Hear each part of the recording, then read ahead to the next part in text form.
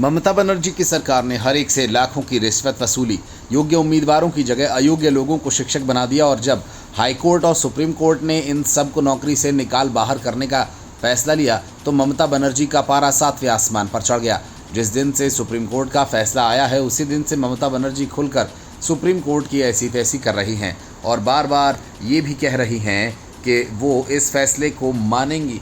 माना जा रहा है कि ऐसा करना ममता बनर्जी की मजबूरी है। अगर सबकी नौकरी गई तो वे रिश्वत में दी गई अपनी रकम वापस मांगेंगे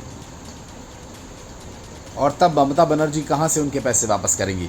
अदालत ने सरकारी स्कूल्स में 25,753 शिक्षकों और अन्य कर्मचारियों की नियुक्ति को अवैध करार दिया था। साथ ही चयन प्रक्रिया पर भी सवालिया निशान लगाए थे। सीएम बनर्जी ने कहा कि स्कूली नौकरियों को लेकर उच्चतम न्यायालय के फैसले से बंधी हुई हूं, लेकिन हालात से पूरी तरह सावधानी और निष्पक्षता से निपटा जाए, इसके लिए तत्परता से कदम उठा रही हूं। वो नौकरी गंवाने वाले एसएससी उम्मीदवारों से नेताजी इंडोर स्टेडियम में मुलाकात करने जा रही हैं। सीएम ने कहा कि मैं पश्चिम बंगाल में स्कूलों की नौकरी गंवाने वालों के साथ खड़ी हूं, उनका सम्मान वापस दिलाने के लिए हर संभव प्रयास करूंगी। उन्होंने कहा कि मैं पात्र उम्मीदवारों को स्कूल की नौकरी नहीं गंवाने दूंगी।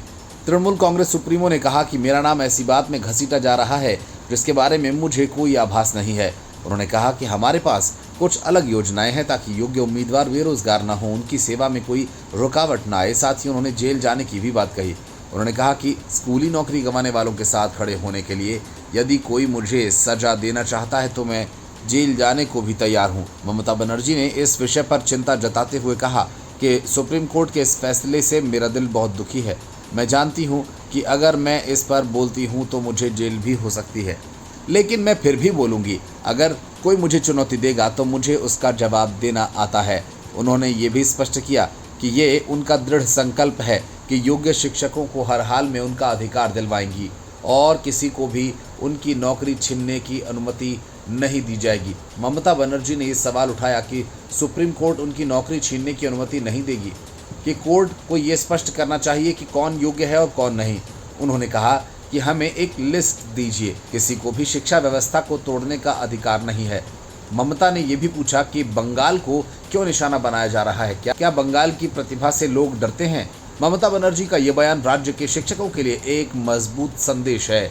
मुख्यमंत्री ने अपनी प्रतिबद्धता जाहिर करते हुए कहा कि वो शिक्षा के क्षेत्र में सुधार के लिए पूरी तरह से तैयार हैं और किसी भी स्थिति में योग्य शिक्षकों के अधिकारों की रक्षा करेंगी।